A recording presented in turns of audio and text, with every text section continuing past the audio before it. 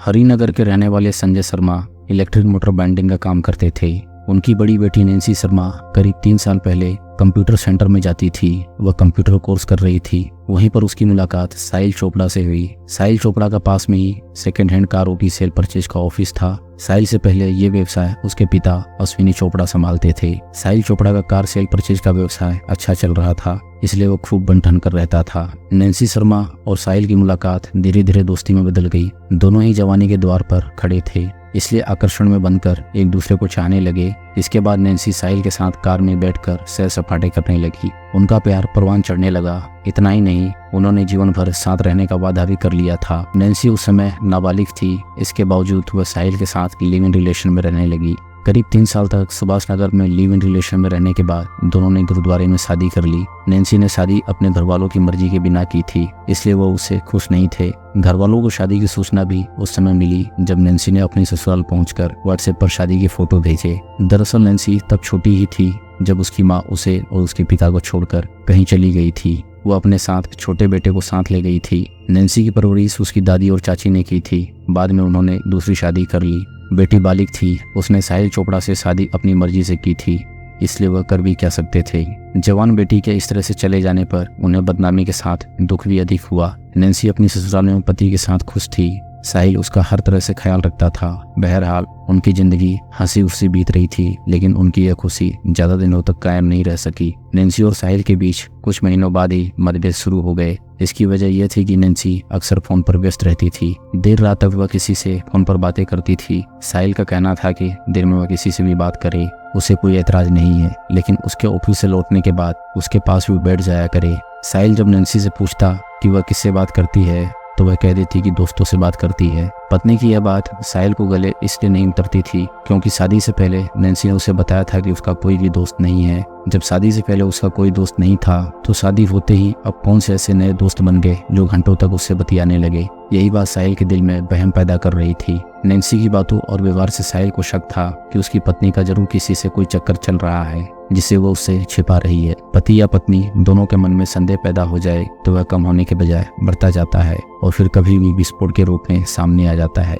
जिस नैन्सी को साहिल जो जान से प्यार करता था वह उसके साथ कलह करने लगी थी। कभी कभी तो दोनों के बीच विवाद इतना बढ़ जाता था कि साहिल उसकी पिटाई भी कर देता था। साहिल का उग्र रूप देखकर नैन्सी को महसूस होने लगा था कि साहिल को अपना जीवन साथी चुनना उसकी बड़ी भूल थी। उसे इतनी जल्दी फैसला नहीं लेना चाहिए था।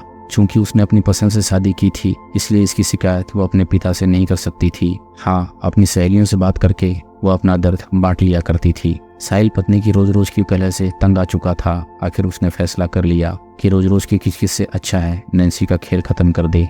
इस बारे में साहिल ने अपने ऑफिस में काम करने वाले शुभम से बात की। शुभम साहिल का साथ देने को तैयार हो गया। साहिल को शुभम ने बताया कि उसका एक मेरा भाई बादल जो करनाल के पास स्थित घरोंडा गांव में रहता है, उसे भी साथ ले लिया जाए तो काम आसान हो जाएगा। साहिल ने शुभम से कह दिया कि इस बारे में वह बादल से बात कर ले। शुभम ने बादल से बात की तो उसने हामी भर ली।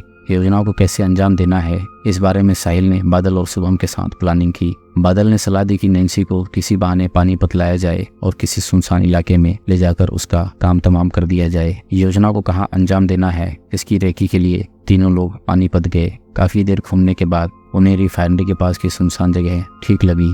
रेकी करने के बाद तीनों दिल्ली लौट आए। इसी बीच नैन्सी और साहिल के बीच की कलह चरम पर पहुंच गई। तभी नैन्सी अपनी सहेलियों प्रांजलि और सरानिया को फोन करके बता दिया था कि आजकल साहिल उसके साथ मारपीट करने लगा है। उसने उसके घर से बाहर जाने पर भी पाबंदी लगा दी है। उसके साथ कुछ भी हो सकता है। नैन्सी को शायद पति का व्यवहार देखकर अपनी मौत की आहट मिल गई थी। तभी तो उसने सहेलियों से कह दिया था। चूंकि साहिल को अपनी योजना को अंजाम देना था, इसलिए उसने एक दिन सुबह से ही नैन्सी के साथ प्यार भरा व्यवहार शुरू कर दिया। पति का बदलाव रूप देखकर नैन्सी भी खुश हो गई। दोनों ने खुशी के साथ लंच किया। लंच करने के दौरान ही साहिल ने नैन्सी से कहा, नैन्सी आज मुझे पानीपत में किसी सुधार की रकम लानी है। रकम ज्यादा है, इसलिए मैं चाहता हूँ कि तुम भी पिस्टल लेकर मेरे साथ चलो।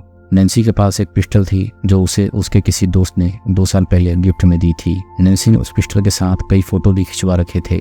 पति के कहने पर नैन्सी उसके साथ पानीपत जाने को तैयार हो गई। शाम करीब 6:30 बजे साहिल पत्नी को लेकर घर से अपनी कार में निकला। शुभम और बादल को भी उसे अपने घर पर बुला रखा था। शुभम कार चला रहा था और बादल शुभम के बराबर वाली सीट पर बैठा था, जबकि साहिल और नैन्सी कार की पिछली सीट पर बैठे थे। कार में ही साहिल ने अपनी पत्नी से पिस्टल लेकर उसमें 2 गोलियां डाल ली थी। नैन्सी को यह पता नहीं था उसका पति उसके सामने ही मौत का सामान तैयार कर रहा है। उन्हें पानीपत पहुंचते पहुंचते रात हो गई। वहीं पर साहिल ने बाथरूम जाने के बहाने कार रुकवा ली। इससे पहले कि नैन्सी कुछ समझ पाती, आगे की सीट पर बैठे शुभम और बादल ने उसे दबोच लिया। तभी साहिल ने नैन्सी के सिर से सटाकर गोली चला दी, लेकिन गोली नहीं चली और हड़बड़ाहट में साहिल के हाथ से पिस्टल छूटकर नीचे गिर गई। नैन्सी अब पूरा माजरा समझ गई थी कि पति उसे यहाँ मारने के लिए लाया है। वह साहिल के सामने अपनी जान बचाने की गुहार लगाने लगी, लेकिन पत्नी के गिड़गिड़ाने का उस पर असर नहीं हुआ। साहिल ने फुर्ती से कार में गिरी पिस्टल और गोली उठाई। गोली उसने दोबारा लोड की और नैन्सी के सिर से सटाकर गोली चला दी। इस बार गोली उसके सिर के आर पार हो गई। तभी उसने दूसरी गोली भी मार दी। गोली लगते ही नैन्सी के सिर से खून का फुहारा फूट पड़ा और वह सीट पर ही लुढ़क गई। दोस्तों, अगर आपको कहानी पसंद आ रही हो तो वीडियो को लाइक करें और चैनल को सब्सक्राइब करें। हम इससे मजेदार कहानियां आपके लिए लाते रहेंगे।